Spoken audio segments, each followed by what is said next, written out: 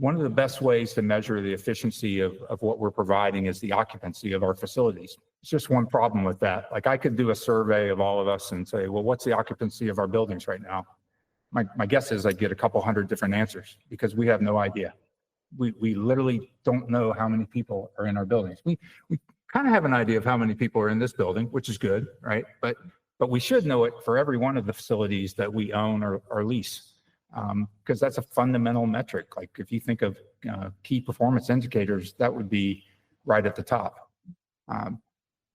We do know that number is suboptimal. You know, whether it's 50% or 60% or 40%, it's definitely not the 80% level that we want to get to. So we've got a couple things going to address that. One is we're working to roll out technology to enable us to get on a real-time basis occupancy data across the federal footprint. Part of that will be taking basically the daily check-in that we use at GSA and sharing that with other agencies, so they'll be able to deploy that. We've also got some initiatives within our own IT department where they are building technology that will use laptop data to be able to assess how many folks are in a building. So I think we're moving in the right direction, and here in the next couple of months, we should have very good real-time data to help us assess where do we have excess space, and if we do have excess space, should we dispose of that space, or should we make it available on something like Space Match and let other agency partners come into play there.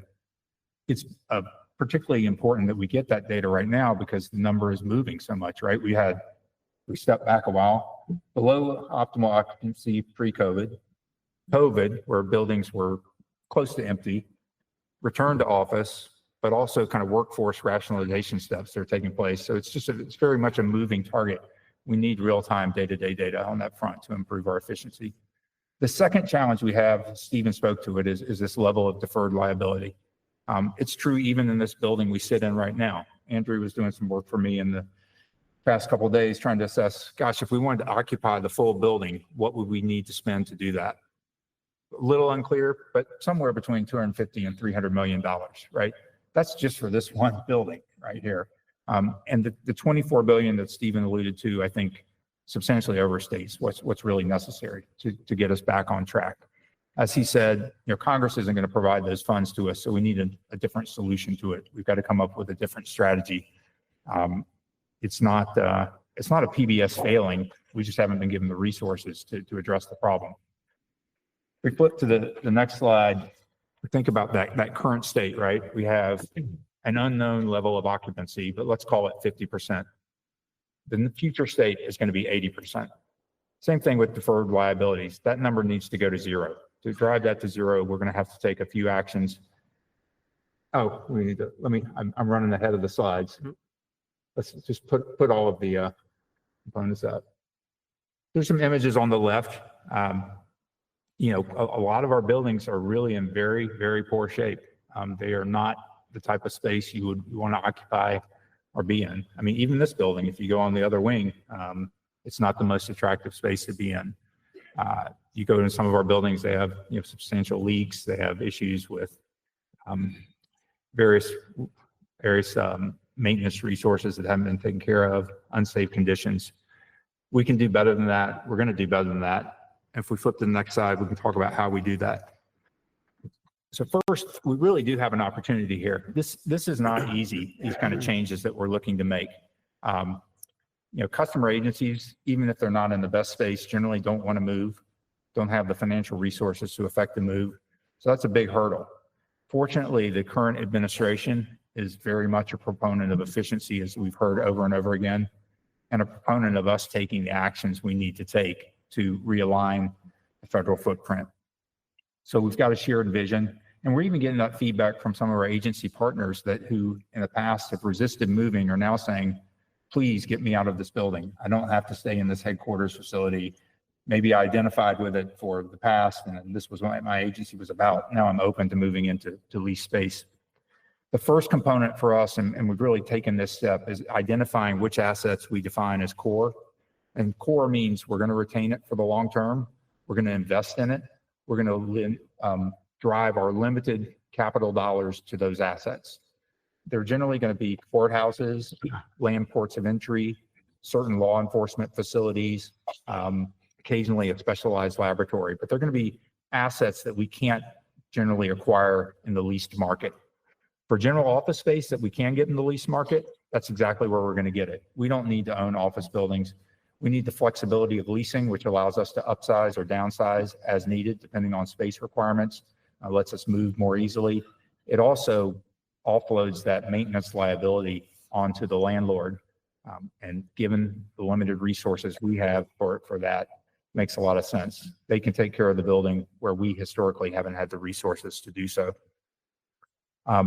We're also within this group of assets that aren't within the core, going to look at each one of them with a very close eye, look at occupancy, look at deferred maintenance liabilities, look at how mission critical they may or may not be, and make a determination if it's a building that we should dispose of. And if it is, we're going to move as quickly as we can to dispose of it. We've already begun identifying assets for what we would call expedited disposition. The past 2 weeks, we've listed 16 or 17 of them. We'll continue to do that. And we're working both with Paige and Flavio to figure out how can we move this process along more quickly. There are certain hurdles that are legislative that are, going to always cause it to take longer than I might like, but we're going to move them as quickly as we possibly can going forward. A big piece of this too is going to be thinking about space, not on an agency by agency basis, but on a cross government basis. And so consolidating multiple agencies where appropriate into space, having agencies share space when needed. You could share things like specialized assets even. If there are two agencies that have very low utilization of SCIF space, they should be able to share that. So we're going to think creatively about how we can consolidate the portfolio in that sense. Andrew, you want to? Great. Thanks, Commissioner Peters. Appreciate it. And I'll echo Michael's sentiments and just say it's great to see everybody in the auditorium today. Really good to see some familiar faces. Great to see everybody online as well. I know I can't see you, but I know there's a lot of folks online joining, and happy to be here as well. So thank you for joining. Commissioner asked me to talk a little bit about how we're going to take advantage of the opportunities that we have in front of us as part of this administration. So kind of like to think of it as, I know it's not represented on the slide as a three-legged stool, but maybe a little bit of a three-legged stool. And I was going to talk about the leasing piece first and how we're going to leverage leasing of office space to help us shift to a more flexible and agile portfolio. I think most folks in PBS are very familiar with sort of the analysis that we run to assess the cost effectiveness of leasing versus ownership. And we run a fairly standard 30-year present value cost analysis that compares leasing and ownership alternatives. And what those analyses show oftentimes is that ownership over the long term can be cheaper. But what those analyses ignore, and what our problem is that we often don't have the upfront capital needed to affect those ownership solutions. And as the commissioner mentioned, there's really very little prospect of us getting it anytime soon. So we are looking at strategic leasing as an integral part of our portfolio strategy. It'll enable greater flexibilities with housing strategies and allow us to make more space efficient decisions with our customers to increase occupancy and utilization. It often is done at a much lower upfront cost as well than the ownership piece is, and that is very attractive to us in our resource constrained environment.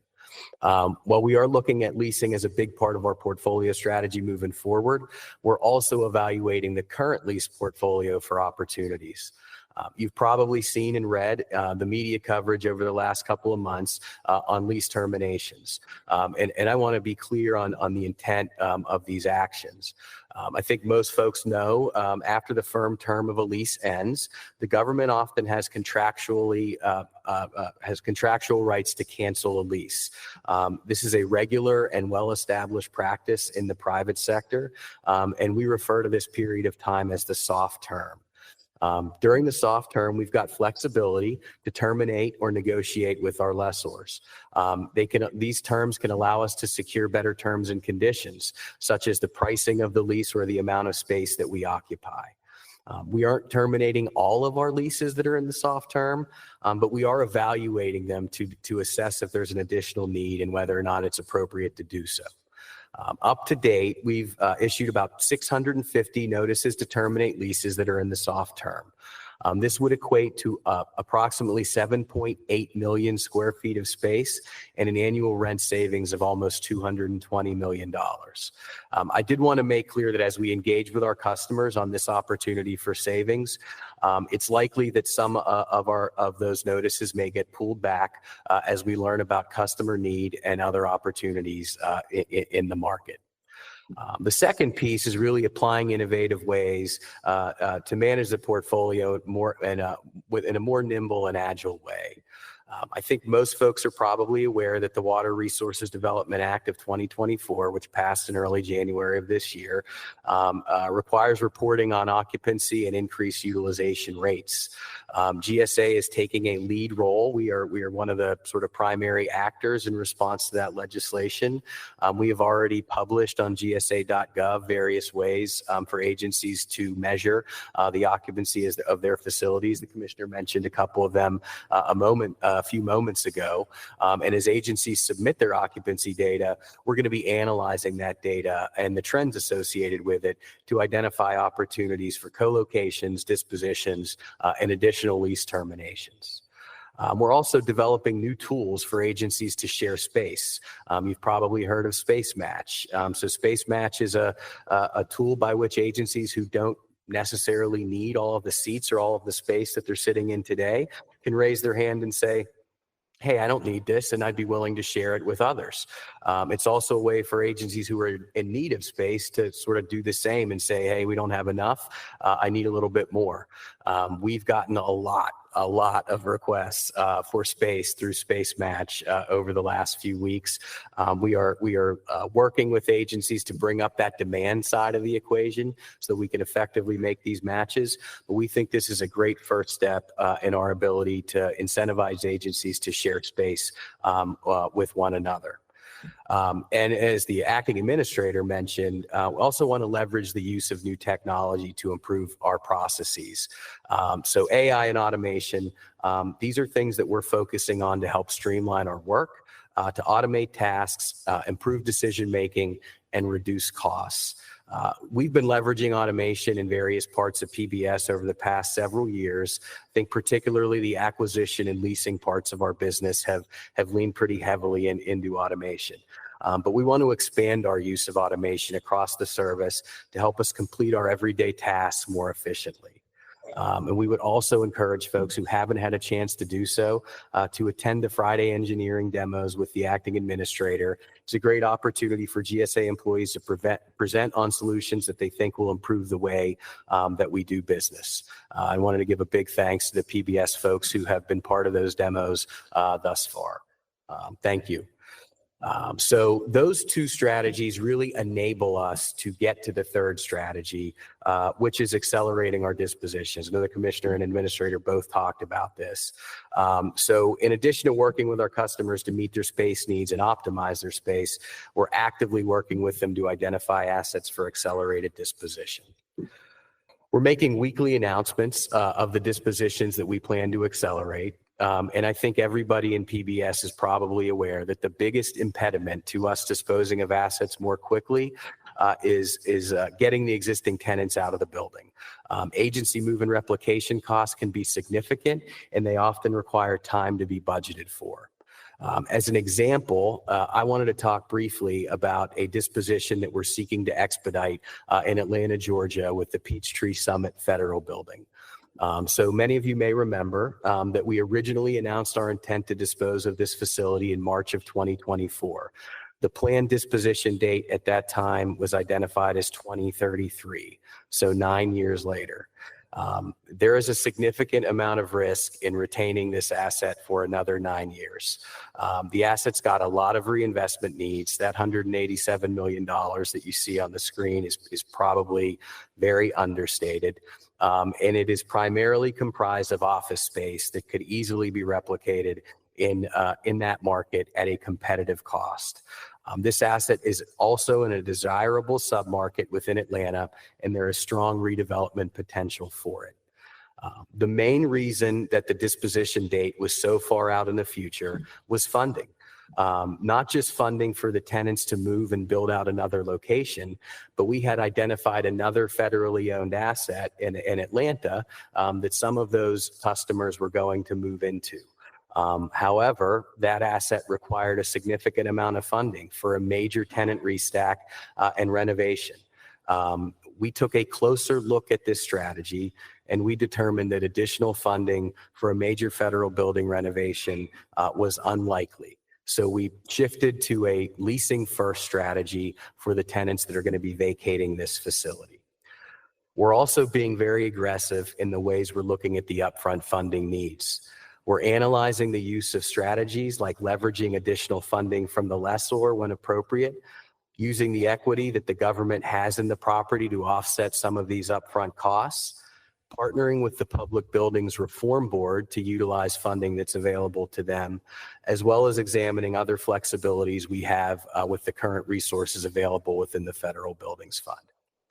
We're seeking to shift that 2033 date up significantly as we engage with our customers on replacement space and manage vacating this asset like a project, using the GPM principles that have guided us for so long. You know, it's a different type of project than a construction or an alteration project, but this is really the type of project vacating, you know, major multi-tenant federal buildings that PBS is going to need to manage over the next several years. And I think we've got the processes and the right resources in place to do that. We're also looking at legislative changes that would help us speed up the process. As I mentioned earlier, in January, Congress passed the Water Resources Development Act, requires agencies to report on utilization and occupancy. And these efforts are going to lead to more consolidation opportunities and opportunities for us to build the disposition pipeline. So we are excited about the prospects that receiving that data and being able to analyze it will present to us. So I've talked a lot about how we're going to implement our strategy. So it's time for me to be quiet for a minute. And I am going to turn it over to our other Deputy Commissioner, Joanna Rosado, who's going to talk about how we're going to accomplish all this. So Joanna. Before I talk, excuse me, Michael's. We're going to pivot to him Sorry. first. That's okay. It's all good. We didn't practice this much. Yep. First, I want to kind of echo what you said about the engineering days. Like, check them out. I'm not a tech guy. I'm not an engineering guy. I've been to two of them.